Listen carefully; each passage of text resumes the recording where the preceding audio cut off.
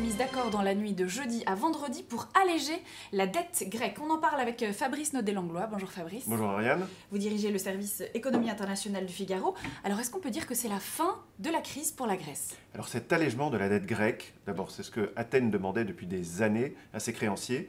C'était une promesse de ses créanciers et une mesure soutenue par le FMI et aussi par plusieurs capitales, dont Paris.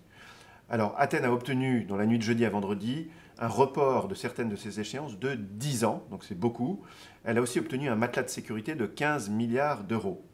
Alors ça veut dire qu'à partir du mois d'août, on sera à la fin du dernier plan d'aide, la fin officielle, la Grèce va pouvoir enfin gérer ses finances comme un pays normal. C'est-à-dire qu'elle ne sera plus sous la tutelle très pesante de ses créanciers qui, pendant 8 ans, lui ont dicté toutes les réformes qu'elle devait faire en échange de ces fameux prêts. Alors est-ce qu'elle est pour autant sortie d'affaires ? Elle a d'abord besoin d'investisseurs étrangers pour faire repartir son économie. Alors au passage, ce serait pas mal que ces investisseurs soient européens plutôt que chinois.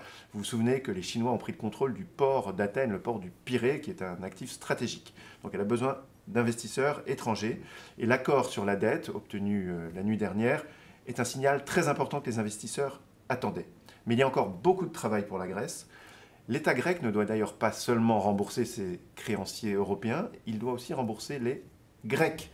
Parce que tout en faisant des économies terribles pendant des années, eh bien, souvent il a laissé des ardoises à des institutions comme des hôpitaux, à des entreprises qui ont fini pour certaines par fermer parce que l'État leur devait trop d'argent ou à ne plus payer leurs salariés. Ça arrive encore aujourd'hui en Grèce. Et du coup, l'urgence, c'est que l'État grec rembourse absolument ses propres citoyens.